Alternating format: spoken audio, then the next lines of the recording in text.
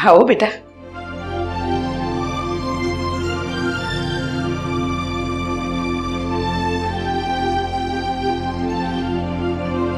બેસો.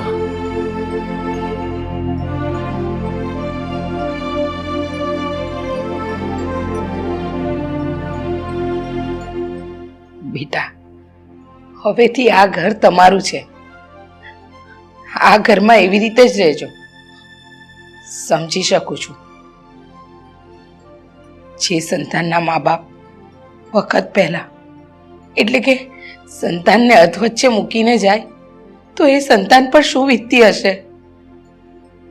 પણ દિલ પર જરાય ભાર રાખ્યા વગર અમે બંને તમારા મા બાપ જ છીએ ને એમ સમજીને અમારા ઘરમાં રહેજો.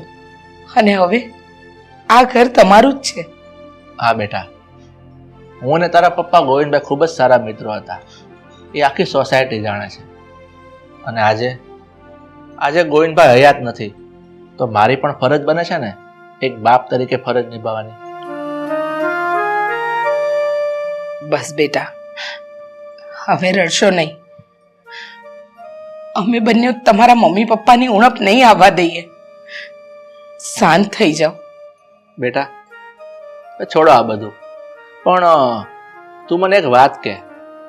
તારે એક મામા છે જે અમેરિકામાં રહે છે, તો એ તારા મામાએ તમને લોકોને ક્યારેય એવી વાત નથી કરી કે ત્યાં તમને તેડાવવાનું કે તમારી સાર સંભાળ રાખવી એવી કાંઈ? અંકલ, અમારા મામાએ અમને વાત તો કરી હતી કે તમે લોકો અહીંયા આવતા રહે, પણ અમારા બંનેનો હજી અભ્યાસ બાકી છે તો અમે કેવી રીતે જતા રહીએ? હા બેટા, એ પણ તારી વાત ખરી છે. એમ કાંઈ અધવચ્ચે અભ્યાસ તો છોડી ના દેવાય. પણ હવે તમે લોકો ચિંતા નહીં કરો, અમે લોકો છીએ ને અહીંયા. અરે અધૂરો અભ્યાસ શું કામ? તમે અહીંયા કાયમ માટે રહી જાઓ ને તો પણ અમે લોકો હાથ ફેલાવીને ઊભા છીએ. અમે ઈચ્છીએ છીએ કે તમે બંને ભાઈ બહેન જો અમારા ઘરમાં કાયમ માટે સેટ થઈ જાઓ ને તો આ ઘરને અમે સ્વર્ગથી પણ સુંદર બનાવીશું. અમે લોકોએ અમારા પ્રત્યે જે લાગણી અને સહાનુભૂતિ દાખવીને એ બદલ અમે તમારો આભાર માનીએ છીએ. અરે આભાર એનો વ્યક્ત કરવાનો હોય જે બીજા ઉપર ઉપકાર કરતા હોય. અરે પોતાના વ્યક્તિઓનો શાનો આભાર? હા, અને આવી ભૂલ હવે ક્યારેય નહીં કરતા. અમે બંને તમારા માટે તમારા મા બાપ સમાન છીએ. સોરી આંટી. ચલો, કઈ વાંધો નહીં. પણ પહેલા તમે બંને ભાઈ બહેન બેડરૂમમાં જઈ ફ્રેશ થઈને આરામ કરો. ત્યાં સુધી હું આપણા બધા માટે જમવાનું બનાવી દઉં. Okay aunty. એક મિનિટ આંટી, ચલો હું પણ તમને રસોઈમાં મદદ કરું. સારું, ચાલ.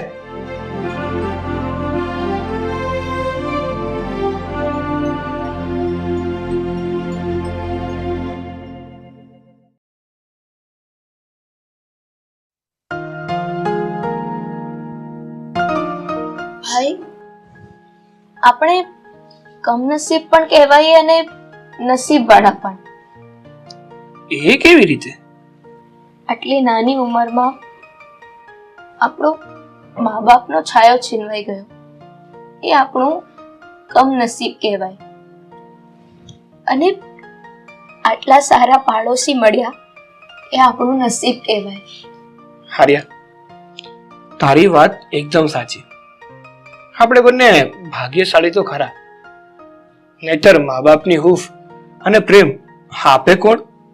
અને એ પણ આ જમાનામાં. અત્યારે તો કોઈ કોઈનું નથી.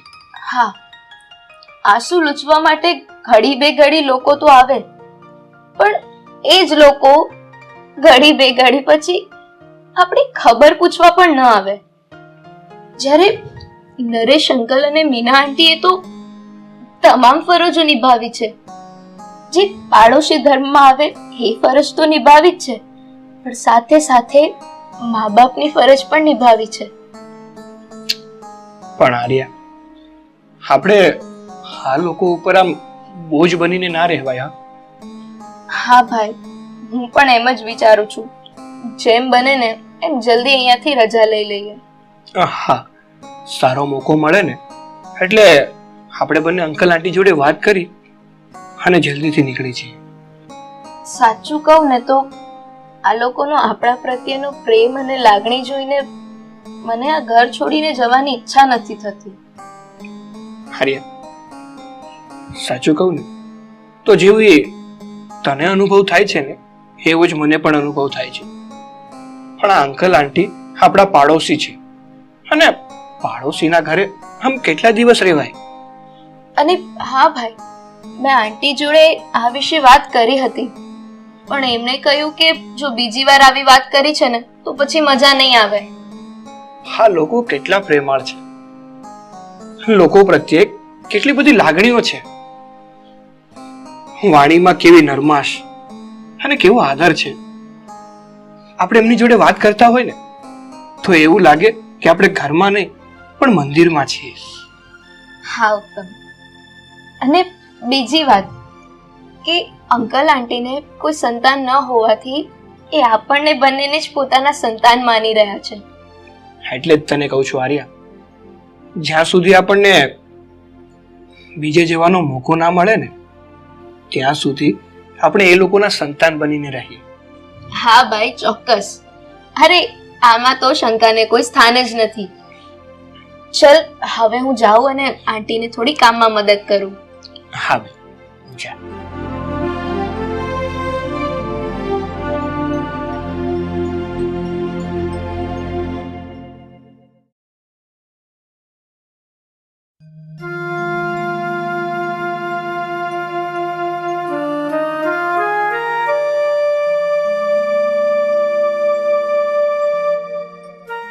કેમ મીના, શું વિચારે છે? કઈ નહીં. નહીં મીના, તું કઈ મૂંઝવણમાં તો છે. બોલ, શું વાત છે? મનમાં પ્રશ્નો તો ઘણા બધા છે, પણ અત્યારે આ છોકરાઓનો વિચાર આવી રહ્યો છે. છોકરાઓનો વિચાર? પણ શેનો વિચાર આવે છે? એ જ કે ઉત્તમ અને આર્યાના મામા અમેરિકા રહે છે. આ 1-2 વાર ફોન આવી ગયા પછી એમના કોઈ સમાચાર નથી. અને એમના સગા ભાડે જ છે, તો એમની ફરજમાં નથી આવતું કે રોજ 1 વાર ફોન કરીને એમના ખબર અંતર પૂછે? મીના, એ લોકો એના રહે છે અને અમેરિકામાં રહે છે. અને તને ખબર છે ને, અમેરિકામાં રહેતા હોય એની પાસે ક્યાં એટલો બધો સમય છે કે એને દુઃખ લાગ્યું છે કે નથી લાગ્યું એ આપણે કેવી રીતે જાણી શકીએ? હા, તો હું એ જ કહેવા માંગુ છું. તમે સમજો, આ ઉત્તમ અને આર્યાના મામાને શું આ છોકરાઓની કઈ પડી જ નહીં હોય? અરે એને કાંઈ ન પડી હોય તો કાંઈ વાંધો નહીં, આપણે તો છીએ જ ને. બસ હું તમારા મોઢે આ જ સાંભળવા માંગતી હતી. ઉત્તમ અને આર્યાનું કોઈ નહીં હોય ને તો આપણે તો છીએ જ ને. હા, કેમ નહીં મીના, આપણે આ ઉત્તમ અને આર્યાને દુનિયાની તમામ સુખ સુવિધાની સાથે મા બાપનો પ્રેમ પણ આપીશું. આપણને ભગવાને સંતાન નથી આપી ને તો આપણને તો આપણા ગળપણનો સહારો મળી ગયો. હવે હું આર્યા અને ઉત્તમને ક્યાંય નહીં જવા દઉં. એ તો છે ને મીના, સમયની વાત છે અને આપણે સમય સાથે ચાલવાનું, નહીં સમયની આગળ કે નહીં સમયની પાછળ. તમારી વાત સાચી છે. ચાલો હવે હું જોઈ આવું આર્યા અને ઉત્તમ બંને સૂઈ ગયા છે ને? હા, તો જી આવ.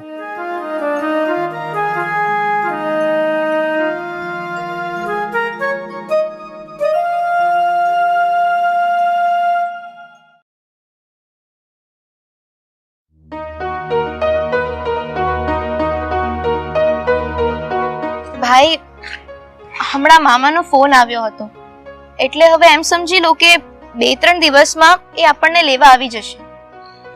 તારી વાત તો સાચી, પણ મને આ વાત સાંભળીને વિશ્વાસ નથી થતો.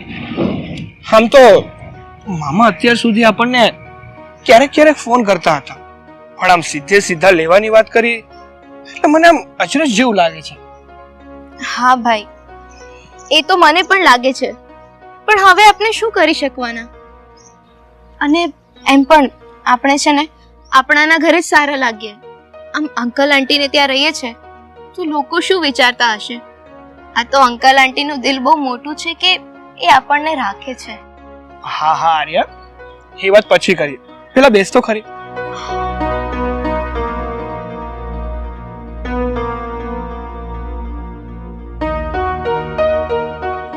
તારી વાત સાચી છે આર્યા. સાચું કહું ને તો મને પણ આ ઘર છોડીને જવાનું મન નથી થતું. જ્યારે અંકલ આંટીને ખબર પડશે કે આપણે આ ઘર છોડીને જતા રહ્યા ત્યારે એના દિલને કેટલું દુઃખ થશે. મને તો એ વિચારીને જ મારા દિલમાં કઈ થાય છે. નહીં ઉત્તમ, અંકલ આંટીને થોડા દિવસ દુઃખ તો થશે જ, પણ આપણે હવે શું કરી શકવાના? અંતે આ ઘર છોડીને જવું તો પડશે જ ને. હા, તારી વાત એકદમ સાચી છે. હા, મમ્મી પપ્પાની ગેરહાજરી થઈ ને ત્યારે મને ખૂબ જ દુઃખ થતું હતું કે હવે આપણે આપણી આગળની જિંદગી કેવી રીતે વ્યતીત કરીશું. પણ જ્યારથી અંકલ આંટી આવ્યા છે ને ત્યારથી આ બધું દુઃખ તો ભૂલાઈ જ ગયું. એમ લાગતું જ નથી કે અંકલ આંટી આપણા મમ્મી પપ્પા ના હોય.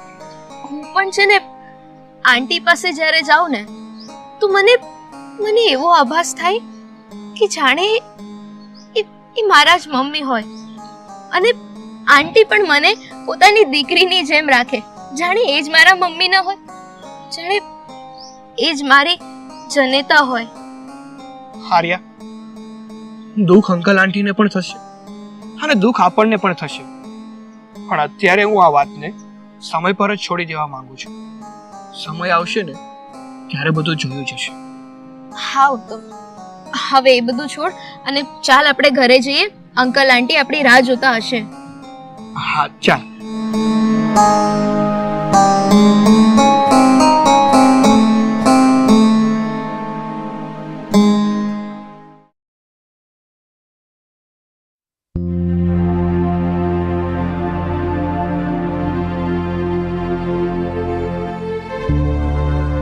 આંટી, શું થયું? તમે કેમ રડી રહ્યા છો? કઈ નહીં, બસ એમ જ. ના, એમ નહીં ચાલે. તમારે કહેવું જ પડશે કે કેમ રડી રહ્યા છો, નહીં તો પછી મને પણ રડવું આવશે. ના બેટા, તું નહીં રડતી. તારા મામાનો ફોન આવ્યો અને તમને લેવા આવી રહ્યા છે. એ વિચારોમાં ને વિચારોમાં જ આગ ભરાયા. આંટી, મને પણ જ્યારે આવા વિચારો આવે છે ને ત્યારે હું પણ રડવા લાગુ છું. તો પછી બેટા તમે લોકો અમેરિકા જવાનું રહેવા દો ને, અમારી સાથે અહીંયા જ રહો ને. મારું મન પણ તમને છોડીને જવા માટે નથી માની રહ્યું, પણ અમે શું કરીએ? આ સમાજની બીકે અમારે તમને છોડીને જવું જ પડશે. અરે કયા સમાજની વાત કરે છે બેટા તું? હા, એ સમાજ જ્યારે તમે ભાઈ બહેન બંને નોધારા થઈ ગયા હતા, એકલા પડી ગયા હતા, ત્યારે કયા સમાજના વ્યક્તિએ તમારો હાથ ઝાલ્યો? હા, અને સમાજ એ તો તમે લોકો અમારી સાથે રહેશો કે નહીં રહો, ટીકા તો કરવાના જ છે, તો કરવા દો ને ટીકા. હા, આપણે શું કામ છે સમાજનું, અને કેવો સમાજ, ક્યાંનો સમાજ? તમારી વાત સાચી છે આંટી, પણ ઉત્તમ અને મારું મન ના પાડી રહ્યું છે. બેટા, કઈ વાતની ના પાડી રહ્યું છે? અહીંયા તમારી સાથે રહેવાની, તમારી ઉપર બોજ બનવાની, અને અમારે કારણે તમારે લોકોના બે શબ્દો સાંભળવાની. પણ અમને એ વાતનો ડર નથી, તો તમે શા માટે રાખો છો ડર? અને લોકોની આદત તો છે વાતો કરવાની, લોકો વિશે કઈ ને કઈ બોલવાની, તો કરવા દો ને. પણ અમારી આદત તો છે જિંદગી જીવવાની. અમને સાથ આપો, આપણે હળી મળીને મજાની જિંદગી જીવીશું. સાચું કહું ને આંટી, તો મારું મન અને મારું દિલ તમારી આ જ ભાવના, પ્રેમ અને લાગણીના કારણે તમને છોડવા માટે માની નથી રહ્યા. તમારી આ ભાવના, લાગણીઓને તો જો મેં તમારી આખી જિંદગી સેવા કરીશું ને તો પણ અમે નહીં ચૂકવી શકીએ. અરે ગાંડી, આવું શું કામ બોલે છે? તું તો મારી દીકરી છે અને દીકરી માને આવું ન બોલે. અને અમે લોકોએ કઈ તમારા પર ઉપકાર નથી કર્યો અને આજ પછી આવું જરાય નહીં બોલતી. આંટી, મેં તમારી કુખે જન્મ કેમ ન લીધો? મારી દીકરી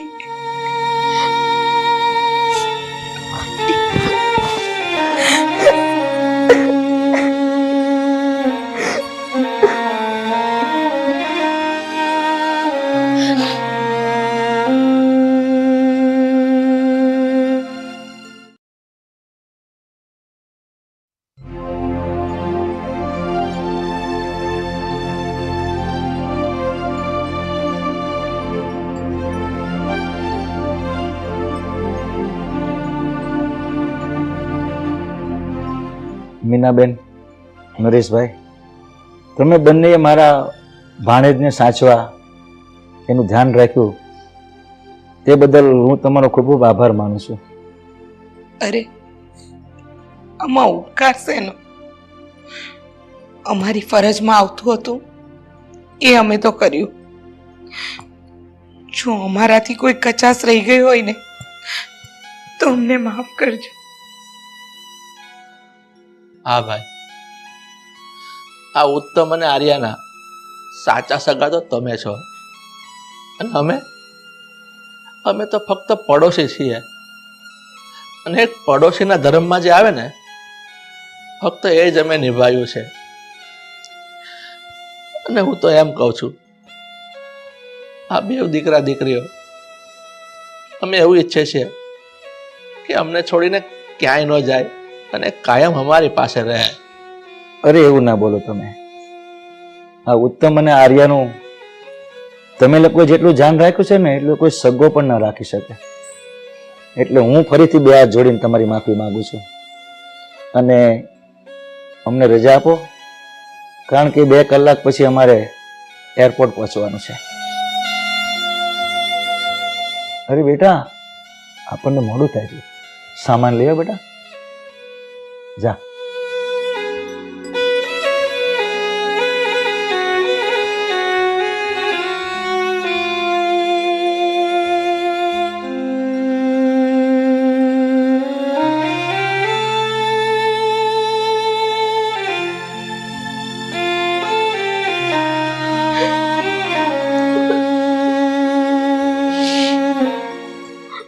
પપ્પા,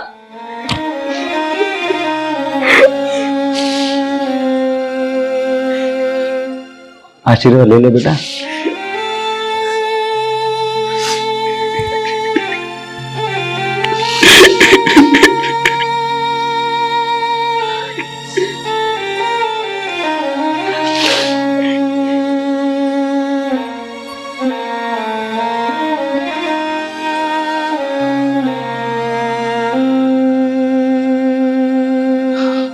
ચાલો બેટા. હા બેટા.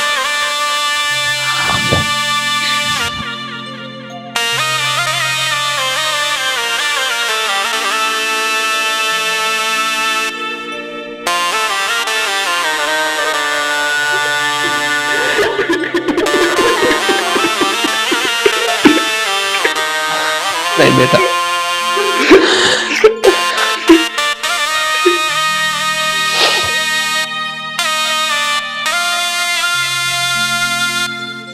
નરેશભાઈ, મીનાબેન, મને ચોક્કસ ખબર હતી કે અમેરિકાથી હું એકલો આવ્યો છું ને તો પાછો એકલો જ જઈશ, કારણ કે તમારા બેનનો પ્રેમ ભાવ આ છોકરાઓને સેટ નહીં થવા દેતા.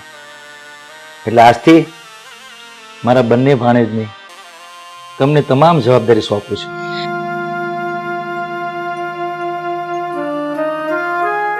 હા ભાઈ, આ તમે જે અત્યારે બોલ્યા ને એ તો સાક્ષાત ભગવાન બોલી રહ્યો ને એવું અમને લાગે છે.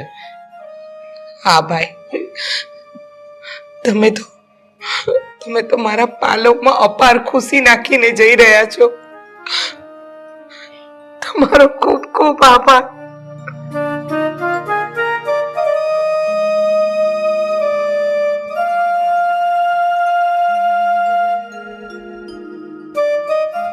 ચાલો મીનાબેન, નરેશભાઈ, હવે હું રજા લઉં. પણ જતા જતા એક વાત ચોક્કસ કહીશ કે ધન્ય છે તમારી જનેતાને, ધન્ય છે તમારા સંસ્કારને, અને ધન્ય છે તમારા પાડોશી ધર્મને. તો હું રજા લઉં. સુખી રહો બેટા, સુખી રહો. જય શ્રી કૃષ્ણ. જય શ્રી કૃષ્ણ.